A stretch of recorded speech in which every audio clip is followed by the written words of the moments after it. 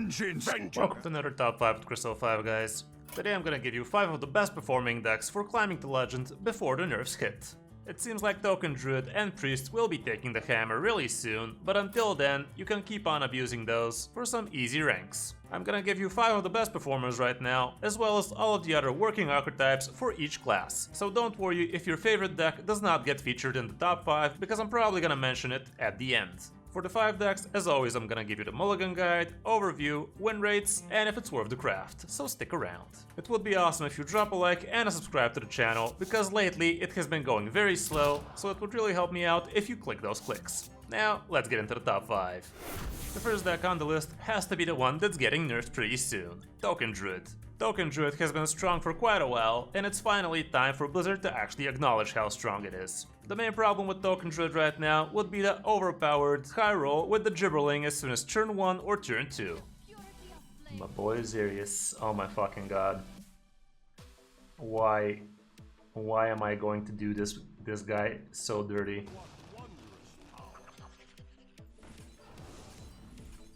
This right here, Hearthstone, this is what's wrong with Hearthstone right now. Oops. Oops, I did it again. Sorry about that, Zerius, that was a little bit too dirty, man. That right there, I think this was the biggest high roll I've seen in my life. It definitely helps the deck steal some wins where it shouldn't really be winning. And by Blizzard saying that they're gonna address the non-games Token Druid has, I'm really thinking that they're gonna bump Gibberling up to 2 mana with the same stats remaining. Which I'm not sure is gonna be that big of a problem for Token Druid, honestly, but for sure it is gonna tone down the bullshittery it can be pulling off too soon. If you guys have been checking out my stream, you know that I've been spamming the hell out of Token Druid lately, and I did manage to peak at 82 Legend last night with it too. This is the exact version I've been using, and it's actually the second best performing one, and I actually have a big role in that happening, because as you can see, I'm at the top of all of the VODs with the deck in High Legend. You can also see my boy Avelinon skewing the stats in higher percent win rate, and also the Cantaloupe is jamming it too. Anyway, the deck is pretty straightforward, with the only interesting thing being that it runs Guidance and only 1 Soul of the Forest. Everything else is pretty standard. But there is another list that actually runs 2 Guidance instead of 2 Adorable Infestation. Other than that, no need for me to go into detail for Token Druid. I already gave you a detailed guide, I already gave you some gameplay videos with it too. So just check those out and you should be good. Going through the matchups real quick, Priest is not gonna be too fun for you, Lifesteal Demon Hunter is gonna be a problem if you're playing against a skilled player, Spell Damage Mage is pretty hard, especially with the bullshit Lunacy they keep including nowadays, and also Control Warrior and also Rush Warrior are not too fun for you too. But everything else, as you can see, is pretty green. Is the deck worth crafting? I do assume it's gonna remain strong even after the nerfs. And let's not forget, it's less than 3000 dust, with 0 legendaries in it and only 4 epics, so it's definitely not a bad craft even now. The deck should remain relevant, so I think you should be good crafting it even to this day. Other good working archetypes for Druid would be Primordial Druid, and Malygos Druid is also barely sticking in there, but it's definitely a very high skill deck. Okay, so Token Druid's out of the way, now let's move down to the second defender, which is Priest. Priest has been a problematic class for quite a while now, and the main problem with it is the huge discoverability it has. One of the main offenders for that discoverability would be Renew, and I do believe that Renew is gonna be getting hit, either only discovering holy spells, or maybe it's gonna get bumped up to 2 mana so it can't get discovered from Wandmaker. The other thing that might get nerfed for it would be Raise Dead, which I do believe might only give you 1 minion back, or they're gonna bump it up to 2 mana, because if they bump it to 1, it's actually gonna be a buff, because you're gonna be able to find extra Raise Deads from your Wandmaker.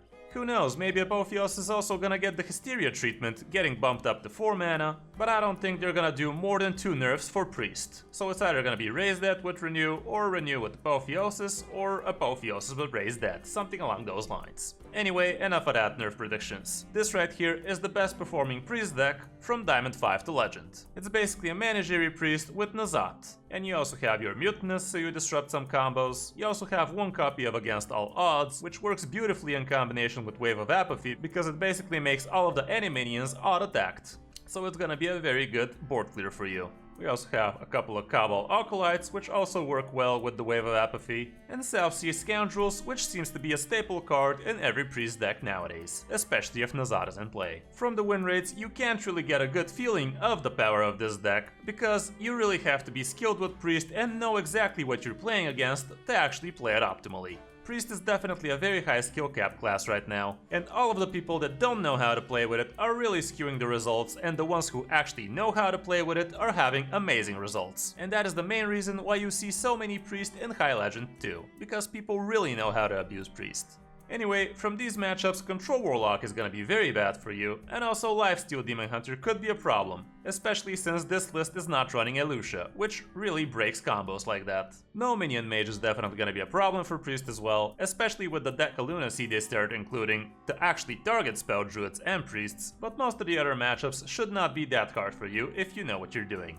For the mulligan, when going first, depending on the matchup you're against, if you're against a board-centric deck, Zerella and Blademaster Samuro would be pretty huge, Venomous Scorpion is probably always gonna be a great keep, and same goes for Wandmaker. Draconic Studies is also pretty fine, and Apotheosis could help as well. Ascetic Veilweaver is kind of a bait keep for most people, because you don't really have that much to do with Ascetic early on, even though you could abuse it for a tempo play, and actually get it back from your raised dead. But it's pretty tricky, so be careful with that. Cabal Acolyte might also make a lot of sense, and Palm Reading is always gonna be okay for you too.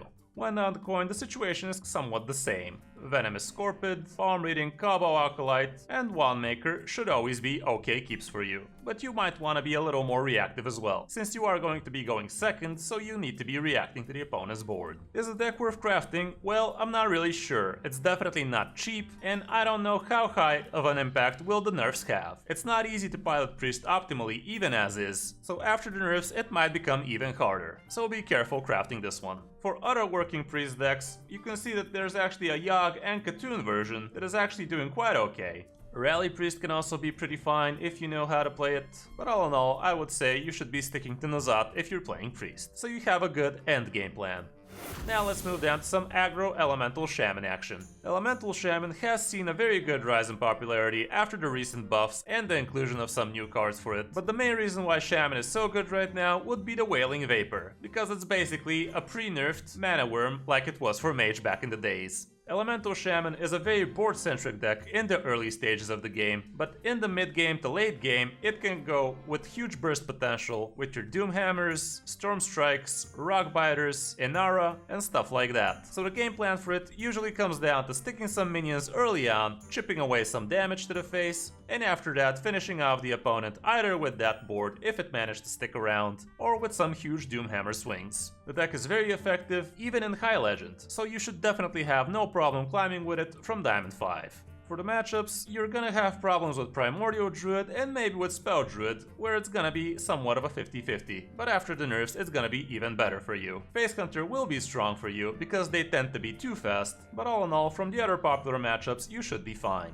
For the mulligan guide, when going first, you're always gonna want your Kindling Elemental, Wailing Vapor, Custodian, and maybe even Grey Worm, Serpentshire Portal, Primordial Dungeoneer, and depending on the matchup, Dunk Tank might make some sense, but be careful keeping that one, because you actually need to reach turn 6 to actually abuse it. So I would say Dunk Tank is actually not that keepable, but if you're against the Token Druid, sure, keep it by all means. Storm Strike also makes some sense in some cases, Arid Stormer is pretty good, but other than that, I think you should be dumping the rest. When on the coin, the situation is pretty much the same, with the only difference being Lilypad Lurker actually becomes a lot more keepable because you could coin it out as soon as turn 4, and here Dunk Tank becomes a little more keepable too, but the rest still are gonna be not that great for you. Is Elemental Shaman worth crafting? I think yes. It's not that expensive to craft, it's pretty effective, fast, and not that hard to pilot optimally too. There are definitely plenty of intricacies with it, but I think it's definitely worth learning them.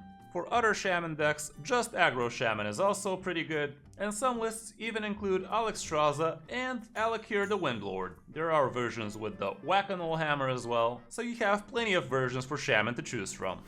Next up, we have Rush Warrior again, because it's still pretty strong, especially from Diamond 5 to Legend. In my last several coaching sessions to Legend, I've had insane results with Rush Warrior, averaging a single loss per hour. So we had some crazy win rates, like 80 to 90% win rate from Diamond 5 to Legend, or even from Platinum to Legend, which was pretty crazy. So yeah, Rush Warrior definitely has everything you need to climb to Legend. This version is a little more early game oriented, with 2 Crab Riders included and only 1 10th Trasher. Even though Crab Rider is not that big of a hitter anymore, it's definitely a very good way to control the board early on, especially if you manage to slap a conditioning on it early on, or a stage dive hits it, or if you manage to stick around with a leader. We also have ETC God of Metal, which is in there depending on the matchup for either early tempo or for some late game huge damage burst. We have Watley as the draw engine, 2 Troublemakers, and we top off with Alexstrasza. The Sour Fang version with Frenzy minions was pretty cool, but it feels like it's a little too slow, and same goes for the Nazad version. We also have our Druid Narrowlax in this version, because it can give you some pretty cool stuff, but yeah, everything else is pretty standard Rush Warrior material. You can check out my guide for Rush Warrior and see some games with it too, which should help you pick up the deck pretty fast. For the matchups, Primordial Druid is gonna be problematic, Priests are not gonna be fun, and same goes for Control Warlock and Control Warrior too. But the good news is those decks are not that common from Diamond 5 to Legend, so you should be fine. For the mulligan, when going first, Imprisoned Ganarg, Bumper Car, Wormhole Challenger, Athletic Studies, and Stage Dive would be your best keeps. These stats are a little all over the place, honestly. But yeah, in some cases you could even keep a Sword Eater, but I would only do that if I'm curving into it with already an Imprisoned Ganarg and Bumper Car, for instance. When on the coin, you still want Imprisoned Ganarg, depending on the matchup, Samuro might make some sense, Athletic Studies is still pretty good, Bumper Car, Stage Dive, and even Overlord Runetack and Conditioning might be a good idea for you, but be careful doing that. Ringmaster Watley is also pretty good in slower matchups, and Wormhole Challenger is still pretty hot. Sword Eater becomes a lot more keepable for me in that case, even though here it has lower stats, but yeah, I would advise you to check out my last guide, where I go deeper into the mulligan. I do believe Rush Warrior is still very worth crafting, even though it's definitely not cheap. It's very effective. There are all kinds of working Rush Warrior archetypes out there, and also Control Warrior is barely in the mix too. But if you really want to be winning and fast, Rush Warrior is the way to go for you. Speaking of winning fast, we have to finish off with Face Hunter, which has been a part of my top 5s for quite a while now. Face Hunter is gonna be even stronger after the Priest nerf, because it's not a great matchup for it right now, so you're definitely gonna be okay knowing how to play with this deck. This version is pretty standard, with the only interesting inclusion here being the Knife Vendor, but everything else is a pretty classical Face Hunter list. Like I said, Priest is not gonna be fun for you at all, and Warriors are not great for you too. Lifesteal Demon Hunter is gonna be lifestealing too much, and Token Druid is also gonna be a problem for you, but again, like I said, after the nerfs, Face Hunter is gonna see a very good rise. For the mulligan, when going first, Mankrik, Interpid, Demonic Companion, and in some cases Adorable Infestation and Wolpertinger would not be bad keeps. But you have to think how the cards you keep in your hand synergize with each other. Imprisoned Felmaw is not that bad of a keep too, but Kolkar Packrunner in most cases is not gonna be great for you. Unless you know you're gonna be able to stick it on turn 2 so you can follow up with some spells on turn 3. When going second, however, Kolkar Packrunner becomes a lot more keepable, Interpid's still strong, Mankrik as well. Ringling's Rifle is also pretty okay in this case. And again, Wolpertinger, Adorable, and Imprisoned Felmaw are pretty good too. Kotobane is only gonna be a keep for you if you're curving into it pretty well, including with the Mankrik, because in the other case, it's just gonna be too slow for you. You can also check out my Face Hunter guide, so you can see some more details with it and also some games. Face Hunter is also a pretty worth craft for you, especially in this time, because after the nerfs hit, Face Hunter is gonna be swarming the meta again. Other than that, for Hunter, it's basically Face Hunter or bust. There is some kind of a Death Rattle Face Hunter in there as well, but the stats speak for themselves.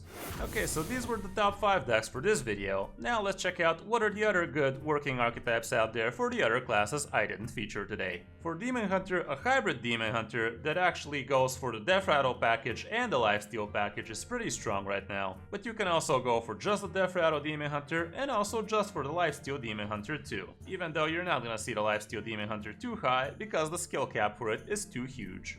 With Mage, No Minion Mage has seen a very big rise in popularity, especially with the Deck of Lunacy included, mainly so it can farm all of the Token Druids and Priests. The version without the Deck of Lunacy is also doing pretty fine, but yeah, for Mages it's either no minion or nothing at all, if you wanna be winning that is. With Paladin, Secret Libram Paladin is still working okay. Aggro Paladin is also pretty fine with the secret package in it, and the Menagerie Paladin is still up there as well. But the results for it are definitely not as high as they once were.